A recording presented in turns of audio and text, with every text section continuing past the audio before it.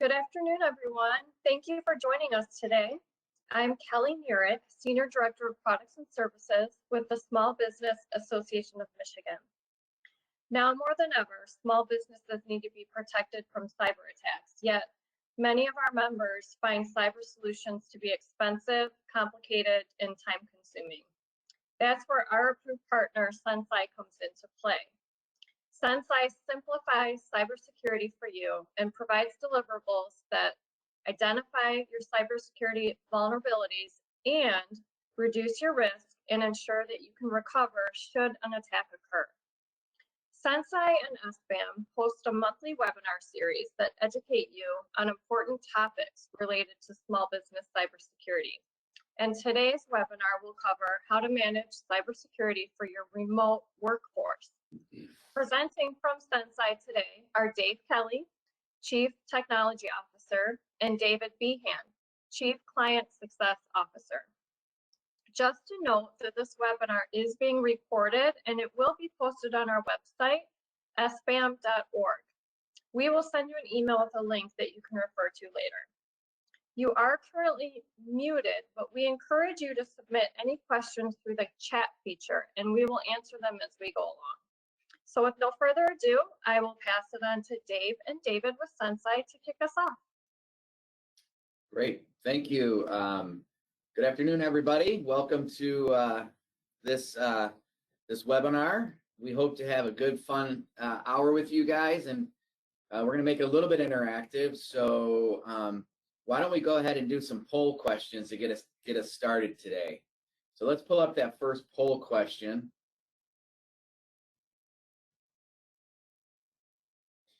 So first question is, how concerned are you about being a victim of a cyber attack? Dave, I think this is kind of a lot of what we'll be talking about today. So take your time. Let's answer these. Just put in your, select one of the following. Are you very concerned, somewhat concerned, or not concerned? Cyber is one of those things that, quite honestly, I think CEOs and executives from companies, small, medium, or large, are putting in their top 3 concerns as they move into the year 2023. Why don't we just give you a couple more seconds and then we'll show the answers to this one and we'll jump into another quick polling question. We have Ethan on the back end doing some of this great work for us today. Thanks, Ethan. All right, there's the answer. So 50% are very concerned, 25% are concerned, 25% are somewhat concerned. Not concerned at all is 0. I'm not surprised by that at all. So let's jump to the second poll question, and we'll do this again. Take about 30 seconds to answer those questions. How interested are you in improving your cybersecurity? And again, the answers are very interested, somewhat interested, not interested at all. I hope everyone's had a good 2022. It's hard to believe we're in December already and we're going to be approaching 2023. I hope everyone does have a great holiday season as well. We know cyber is not going to take a break over the holidays. And so make sure you're keeping your systems, your personal devices, everything secure as you move into this busy holiday season. Why don't we look at the next set of answers on this one? And again, not surprised by these answers at all. 50% are very interested. The other 50% are interested. Makes a lot of sense because everybody's interested in improving their cybersecurity. Great answers. So let's do the final poll question, and then what we'll do is we'll be turning it over to Dave to kind of walk through the presentation. I guess the next question is, how soon do you want to get started on improving your cybersecurity? Right away, next 30 days, within the next 3 months, within the next 3 to 6 months. And I think, this question's often an interesting one because a lot of people want to react and say right away. But in many ways, you need to take a little bit of an assessment of your organization and see when you're ready and what are the next steps as you can think about preparing for how you improve your cybersecurity culture. So let's give it about another 10 seconds, and then we'll look at the answers, and then we'll ship it over to Dave Kelly and let him walk us through the presentation. So why don't we look at the answers? Again, yep, good answers. 33% right away, next 30 days, 33%, and within the next 3 months, 33%. Again, this matches up to kind of what we see here at SensCy all the time with our clients and potential clients. And so again, let's have this as an interactive presentation today. Please put your questions into chat. I'm now going to turn it over to Dave and let him take it away. It's your show, Dave. All right, thanks everyone. Glad you could be with us today. Hopefully you find the presentation, our main objective here is to have you learn something, to try to simplify some of the terminology. And obviously we're going to be talking about remote working today, and how to effectively manage cybersecurity when you have a remote workforce. So I think most of the time when we talk about remote working, we think about working from home, right? That's what's really sort of sprung up since the pandemic. But from a cybersecurity perspective, it's really more than that. If you're traveling, if you're at an airport, that is actually remote working. So if you're connecting into the network and doing some work from the airport, I think all of us have done it from a hotel, have worked from a hotel, also remote working. If we go out to a client's office, right, and we're on the client's system, on their Wi-Fi, and we're given a client presentation, from a cybersecurity perspective, that's also remote working. All of us have probably been guilty of this one, working when we're on vacation, even though we probably shouldn't be. I think we've all done it, and obviously remote working, coffee shops. I know David likes to go to Panera Bread and work, so that's also remote working. And I think all of us have, at a minimum, checked our email from every single one of these places, right? So I think it's really important when you consider what is remote working from a cybersecurity perspective. It is not equal to just working from home, right? Anytime you're not in the office and not directly connected to your networks, you are remote working. So now that we know that remote working is a little broader than we may have thought before, why else should we care about this problem? So I'm just going to throw a little statistics out there. In 2018, only 6% of Americans reported the ability to work remotely. These were mostly sales folks and business development folks. That's dramatically changed since the pandemic. 58% of folks now say they can work from home at least 1 day per week. 35% report being able to work from home 5 days per week. And a whopping 68% would prefer to be fully remote. This comes from a McKinsey study, and I think what's really important about this study is we need to look at it in the context of our hiring. We're trying to find new employees, and we're also trying to retain our employees.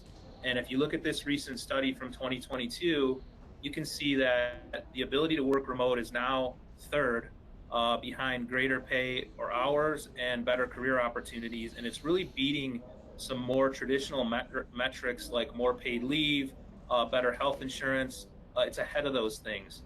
So it's something that in the future we really all need to consider as we're trying to hire new folks and we're trying to retain the current folks that we have, as people are now viewing this as an employee benefit. So let's talk a little bit about why is remote working different. So I'm going to walk you through this little diagram from the left-hand side. So on the left-hand side is our remote worker, whether that person is working on a laptop, their smartphone, or a tablet.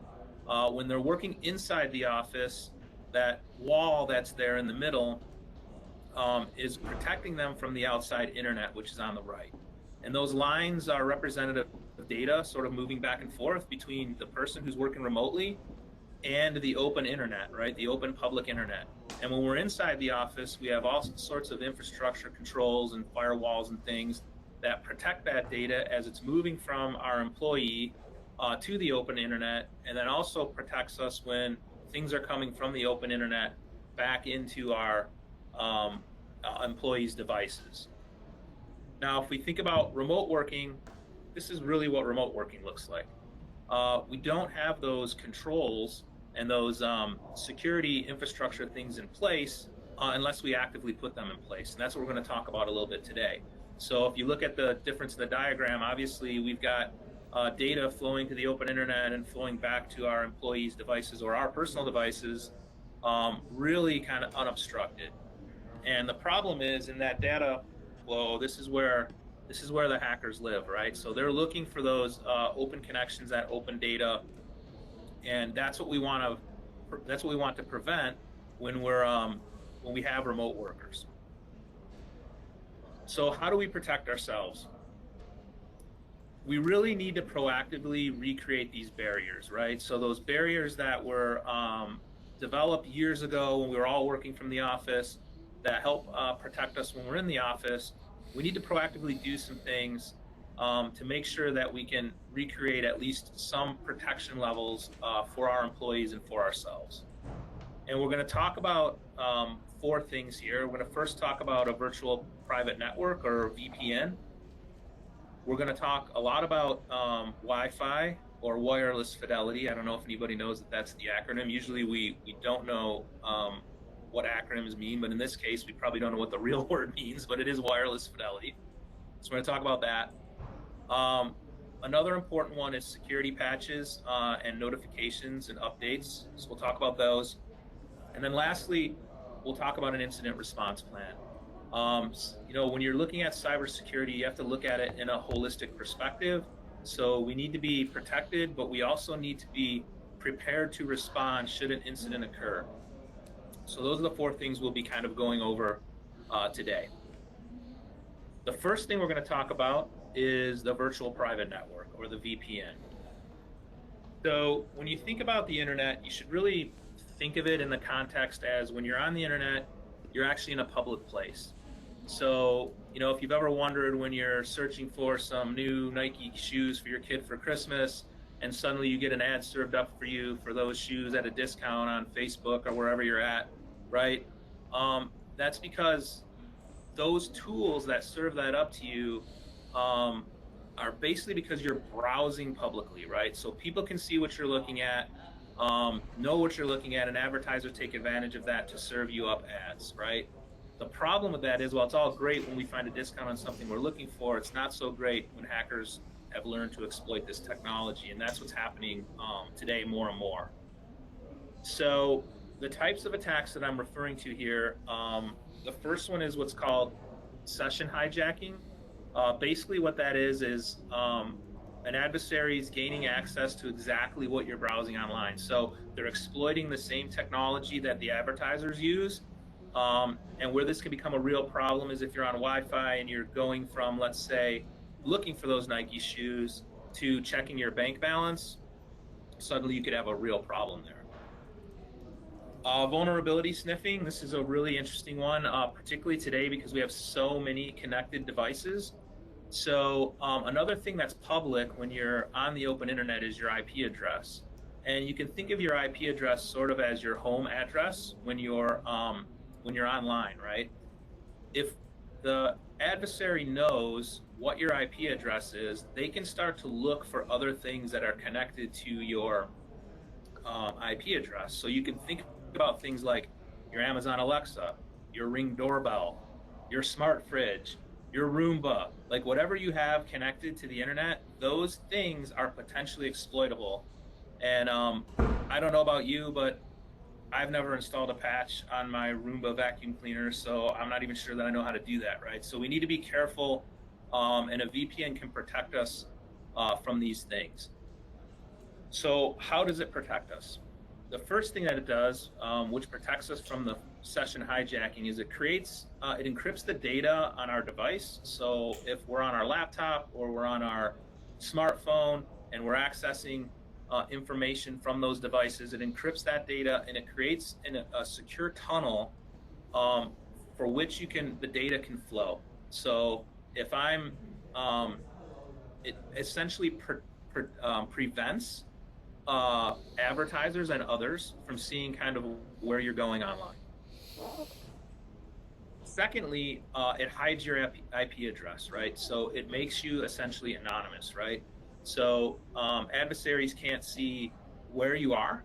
what your IP address is. So essentially what your home address is that you're surfing from, which means they then can't find other things that are connected to that IP address that they may be able to exploit.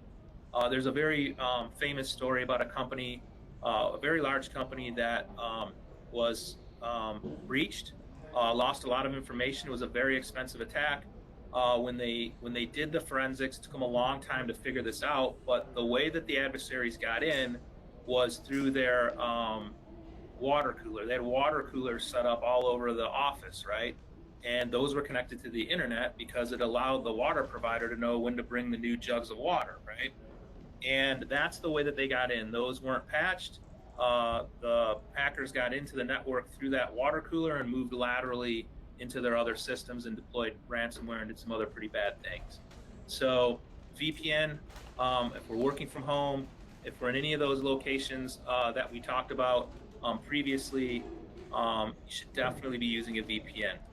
So going back to kind of our previous example, we're trying to recreate these security protocols that we have when we're in the office. The VPN kind of locks down the data and encrypts it, creates a little lock so folks can't see it, and also anonymizes you so they can't determine who you are and where you are. All right, Wi-Fi, so wireless fidelity. I think we talked about this briefly, but every one of these locations, if we're accessing our work systems, we're accessing them most of the time over Wi-Fi. Even from home sometimes, if you don't have a hardwire plugged in directly into your laptop, you're using your Wi-Fi to access the internet. So it's a very important point for us to pay attention to, and most of us don't even think about it anymore because we use it all the time. So Wi-Fi connects devices to each other actually using radio waves. And unfortunately for us, hackers have determined how to exploit these radio waves. And that's what we want to prevent. The first thing I want to say about Wi-Fi is never connect to a public Wi-Fi. The public Wi-Fi is a wide open space. There are lots of devices, that can be used. Things like there's this device called a Pineapple, right, which basically is specifically designed to capture Wi-Fi traffic on open public Wi-Fis. We were at a conference a couple of months ago, 100 professionals in the room. We asked folks to raise their hand if they're on the hotel's free public Wi-Fi. 90% of the room raised their hand. And then when we asked how many were on a VPN or a virtual private network, it was about 10%. So that's a scary thing. If you absolutely must use the public Wi-Fi, definitely use a VPN. Another thing that you could potentially do is use your hotspot on your phone, because at least when you're using your hotspot on your phone, you are actually inheriting some of the security controls of the cellular provider. We're going to transition a little bit into talking about what should we do when we're setting up our home Wi-Fi or our office Wi-Fi to make sure we're setting it up securely. And these are things that we may or may not even be aware of, so hopefully you'll learn something about this today, particularly if you're working from home. The first thing we should do is change the name of the Wi-Fi. Most Wi-Fis come with the default name that is the manufacturer and the model number of the Wi-Fi. The problem with this is oftentimes there are known exploits, something that we call a zero-day vulnerability. So what that means is a hacker's already determined how to break into the firmware on this particular router, right? And if we're not aware of that, and our Wi-Fi has the router manufacturer name and model number, hackers are traveling around looking on their laptops for Wi-Fi networks that are broadcast to them and looking for those ones that are exploitable. So it's really important to change the name of the Wi-Fi. But when you do change it, don't make it anything that identifies your company name, your home address, the conference room at your company. The reason for that is we don't want to make this easy on folks, and we don't want the hackers to know that this is our data, right? So make it a generic name that you share internally with the company, or that you share only at home with your family members. Thirdly, reset the password. most of the passwords on these Wi-Fi devices are on a sticker on the bottom of the device, and whoever installed our Wi-Fi for sure knows the password. We don't know what happens in that manufacturing supply chain, so it's really important to reset that password and make sure that you use a complex password. We've talked about this on previous webinars. So a minimum of 9 characters, uppercase and lowercase letters, special characters. Make it complex so if somebody does find your Wi-Fi, they won't be able to crack that password. Another thing you can do is to just turn off name broadcasting. So name broadcasting in all of these Wi-Fi routers comes enabled. It's, if you're looking around for Wi-Fi, we've all done it. You pull up your phone, you look for the Wi-Fi, and you find yours, and you select it. You can turn that off. It's actually a best practice to turn that off. And then you can just share the name of your Wi-Fi with the folks that you want to be on your Wi-Fi, right? So it's another security measure. Use it. And all they have to do is search the Wi-Fi name and find it and then join it. Fifth, set up a guest network. Segmenting things is important. If we're going to be giving out our Wi-Fi either at home to other folks, actually our kids, particularly if we're working from home, I know my son's on all kinds of technology sites, and he does a lot of coding, and he's on a lot of public shareware type of sites, so he's always on the guest network, right? It's important for our guests to not be on the same network as us, so if something happens, we have a much better chance that it only impacts the guest network and doesn't impact the rest of the things that are most important to us.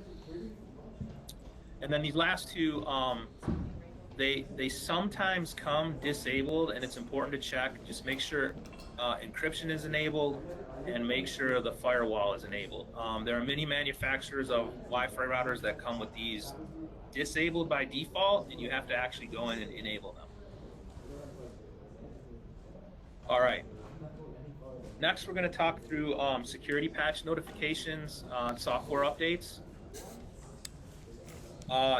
In Q1 of 2022, in the National Vulnerability Database, which is a government database that keeps track of known vulnerabilities in software and hardware, just in Q1 of 2022 alone, there were 8,051 security patches that were in that database. If we look at the data a little bit closer, we can see here that 75% of the successful attacks took advantage of known flaws that were from 2017 or earlier. So these are known vulnerabilities that all they required was a patch, right? We should have patched it, but we didn't. And so 75% of those attacks from 2017 and earlier, and 18% of the attacks from 2013 and earlier. So these are known vulnerabilities that have been out there for a long time. 93% of them were very old, and had we known to patch them, or had we been alerted to patch them, we could have patched them. We could have protected ourselves from having a serious outcome with a cyber incident. So how do we, with 8,051 vulnerabilities just in Q1 of 22, what do we do to make sure we're on top of these things, right? And the first thing we need to do is we need to make sure we have an inventory. Like, we can't protect it if we don't know we have it. And what am I talking about here? I'm talking about what software are we using, what type of hardware do we have, what type of router do we have, what type of modem do we have, do I have somebody, in accounting, one person who needs a particular software program, that should be on our inventory, right? Even though it's one person using it, that one person, if that software isn't updated, or if that security patch isn't installed, could be our downfall. So it's really important that we keep a solid inventory, and we know what software we have and what hardware we have, and we keep that up to date. The second thing is, and there's services for this, SensCy provides one of these services, but you really need to be able to monitor these patching alerts and these security alerts, and also the National Vulnerability Database. And the best way to do that is to take your inventory and know, okay, here's the things that I have, right? So I can now pare these 8,000 alerts down to maybe 2 or 3 alerts, right? By knowing these are the things that I need to be concerned about, these are the things that I need to watch, these are the things that we have in our inventory, in our IT inventory. Third, when a security patch is released, don't wait to install it, right? Everybody gets busy. Our IT folks are trying to keep the systems up and running and trying to make sure our customers have the tools they need. And so sometimes these things get put off, and as you can see from the data, sometimes they get put off for a really long time, or we just forget to do it, right? And we've got 93% of these attacks occurring from 2017 or earlier. So if a security patch is released, don't wait. Make sure your folks are installing those things immediately. If you're a Microsoft user, Microsoft has what they call Patch Tuesday. It's the second Tuesday of every month.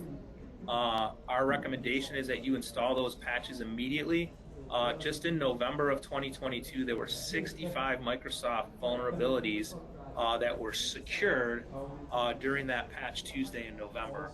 So really important, if you don't know what Patch Tuesday is, to look into it and to make sure that your folks are installing those Microsoft patches if you're a Microsoft shop. And you don't necessarily have to be full Microsoft. Even if you're just using Office 365, it's important to do these updates. All right. Next, we're going to kind of transition to the incident response plan. Remote working, as I've pointed out before, really increases our exposure to a cyber attack. Even when we implement some of these things to protect ourselves and proactively do these things, that reduces the risk, but a lot of us aren't doing these things, which means we're much more exposed. So the next question we have to ask ourselves is, are we prepared to respond? And being prepared to respond is really important, because in most of these events, the quicker you can act, the more likely you are to ensure yourself that you can recover from a cyber attack. There's been lots of stories in the news about small and medium-sized businesses that literally went out of business because of a cyber incident, because they didn't catch it fast enough and they weren't able to recover.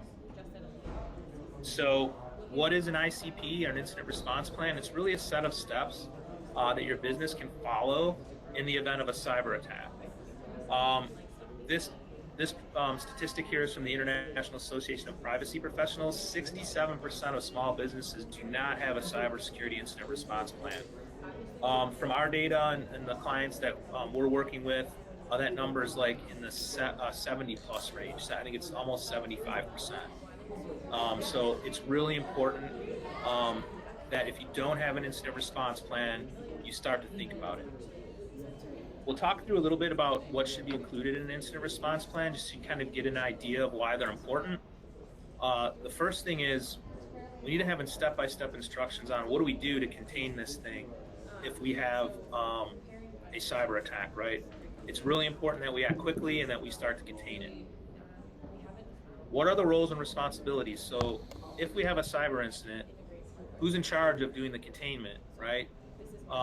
What notifications need to be made? These things need to be discussed internally, and the plan can help step you through that. Up-to-date contact information, right? It doesn't help us if somebody left 2 years ago and they're the incident response person, right? We need to know, we need to be updating this on a regular basis so that it's got up-to-date contact information. Because remember, if your systems are down, you're not going to be able to access email. You're not going to be able to access a lot of things that you'll be able to access. You may not have these folks' contact information, so it's important that it's in your plan. And then the order in which contacts should be made. This is why leadership really needs to be involved in an incident response plan. So I'll give you a good example. What really shouldn't happen is we think we have a cyber incident, and now I'm in IT and I'm trying to get a hold of the owner of the company because I want to tell them, hey, I need to shut down the systems. I think we have a cyber incident, right? Those IT people need to be empowered to know that if they think there's an incident, they just shut everything down immediately before they even notify the owner, right? Which is a weird headspace to get into, but critically important, because we need to stop it from spreading as fast as we can. So these things need to be talked about, right? So that the owners and executives of the company are aware that somebody's just not haphazardly acting. They're acting in accordance to a plan that we all agreed upon. Alternative communication plan. How are we going to talk to each other? How are we going to communicate? Our systems are down, right? We need to have a plan, and the incident response plan will give examples of how you can communicate alternatively if your systems are down. Same thing for business operations, right? What can we run without our systems, and what can't we run without our systems? We need to know this in advance, right? So we can get parts of our business still operating while the other ones are shut down. Sample questions, those are questions that should be asked during the incident and that we should be keeping track of in logs. And then remediation and recovery steps, right? What are we going to do once we have this incident, and what's our plan to get us back up and running as quickly as possible? And then lastly, but not least important, is how are we going to communicate, right? We're not going to have time in the middle of an incident to know what we need to tell our employees, what we need to tell our vendors, what we need to tell our customers, right, about this incident. So a good incident response plan will have sample communication templates that you can grab onto, make a couple quick changes, send to your employees, send to your customers, send to your vendors to let them know, hey, we're dealing with an incident. Here's what to expect. All right, we're through the main things here. Why don't we check to see if we have some questions in the chat? Do we have any questions? Yeah, there's a few ones.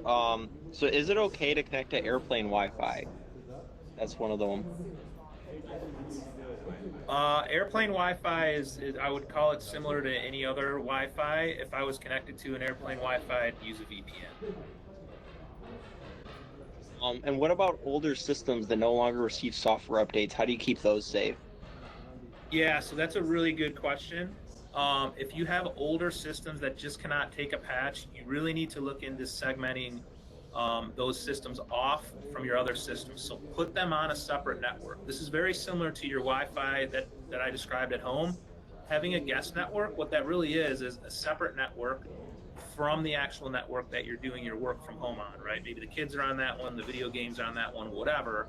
It's the same thing at work. You need to set up a separate network for things that can't take patches. So if those things are infected, they can't spread to your other systems that can take patches. I have a quick question. This one came in chat as well. So you talked about your Wi-Fi at home. Yep.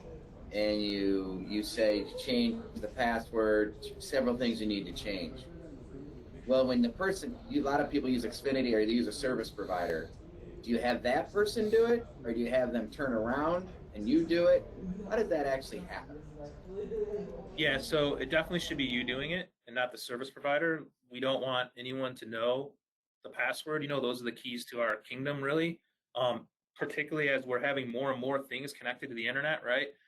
It's really important that we keep that private. So providers like Xfinity in particular, you brought up Xfinity, they actually have a mobile app that you can download that allows you to make a lot of these changes. They've made it pretty easy. If you have your own router, what you do is you just search the name of your router online and find it, and there'll be step-by-step instructions. Each manufacturer has step-by-step instructions on how to do the things that I kind of talked through. I just got a smiling face emoji for that answer, so thank you. Nice. Evan, who is our behind-the-scenes guru. Evan, do we have any other questions in chat? I think we got the good ones. All right, we'll turn it back to Dave. All right. I put this other things to consider here because we've actually talked about these on other webinars. I know Kelly mentioned you can find our other webinars on SBAM website. You can also find them on SensCy.com. I know we have some people who have been on our other webinars, so I didn't want to be repetitive. But for those of you who haven't, these things are also very important when you have remote workforce. Cybersecurity awareness training, you know, the cybersecurity landscape is continuously changing, right? And these types of attacks are continuously changing. It's really important that our employees and ourselves are aware of what's going on and know how to protect ourselves and the company. So really important. It's particularly important when we're remote because we don't have that office interaction. We're not talking to each other as much, right? So we need to be aware. Multi-factor or two-factor authentication. You know, this really protects us. Most people, unfortunately, they create a complex password. And it's human nature to say, all right, I got this complex password now, I need to memorize it, and now I'm going to use this complex password on all of my logins all over the place, right? The problem with that is if I'm using it on, let's say Target, which has had a recent breach on the Target website, I'm using the same password that I use at work. Now that password's been exploited. Somebody looks on the dark web, finds me, goes to LinkedIn, finds out I work at SensCy, and they just start trying Dave Kelly at SensCy, D Kelly at SensCy, Kelly D at SensCy, and that same password, and now suddenly they're into our systems, right? Multi-factor helps with that because it's the principle of something I know, which is my password, and something I own, which is like my device, right? So I've got the device in front of me, I own it, I put my password in, and it sends me notification to the thing that I own. And if I didn't log in and suddenly I get a notification on my phone that somebody's logging in, it also gives me an indication that I've got a problem, right? Multi-factor really important. Passwords, I kind of mentioned it in the context of multi-factor. Very important that we have a good password policy, that we have strong passwords, and that we're changing them continuously. And then lastly, this one's a little bit more complicated, but if you have a lot of devices that are out in the field and a lot of remote workers, endpoint protection platforms are something that should be considered. Essentially what they do is they put a layer of security on the actual device. So an endpoint is anything that I'm using when I'm away from the office. So it could be my mobile phone, it could be a tablet, it could be my laptop. If I'm not in the office, I'm away from the office, that thing is an endpoint. And there are providers out there that will provide security, put security on the endpoint that prevents any communication, any bad communication going back into your network. So that's something additional to consider if you have a lot of remote workers and a lot of endpoints. I think that's all I have. We do have a couple of polling questions that are more kind of specific to the presentation. So maybe we can jump into those real quick and then open it up for any more questions. Yeah, we'll do polling questions, and then if everyone stays on, we're going to give a little, everyone who stayed on for this webinar and listening to Dave and the great advice he's giving, we're going to give free SensCy scores to everybody, and we'll tell you how to do that after we do the polling question. So let's go to that for next polling question, please.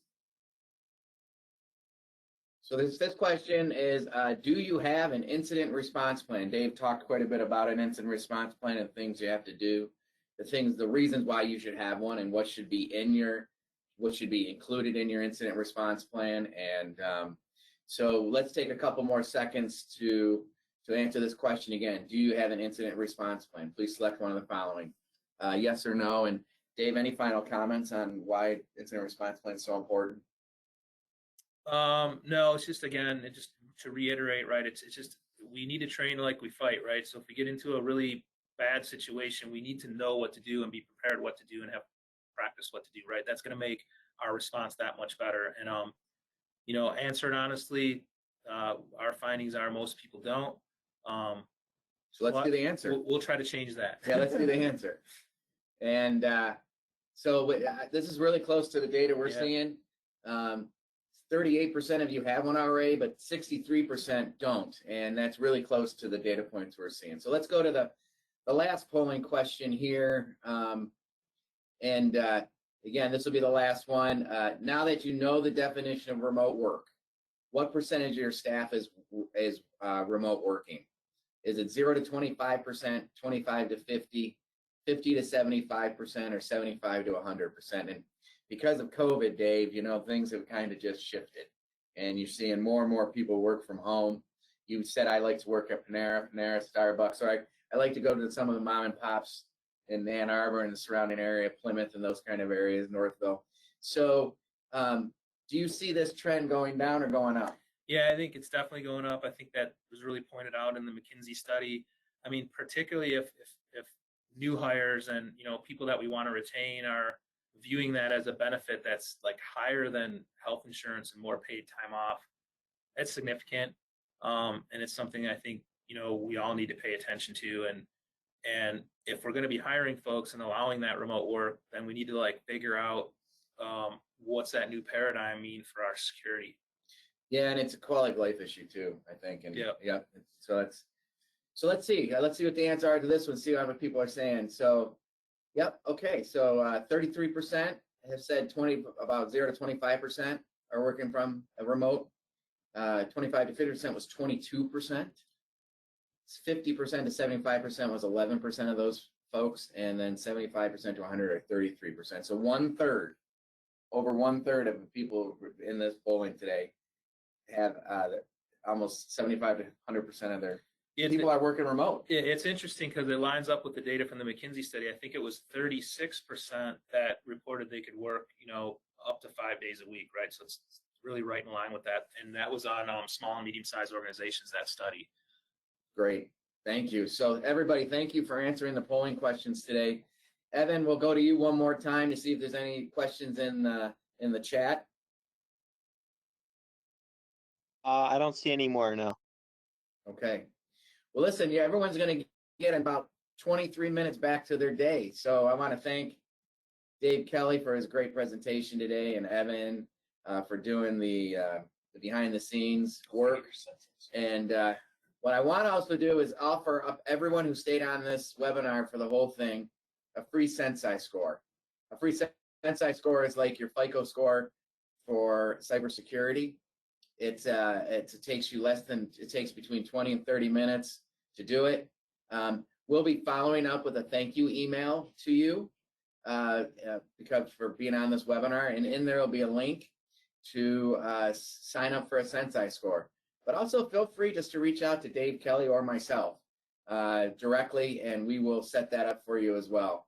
Again, thank you very much. Thanks, Dave, for your expertise and your great presentation today.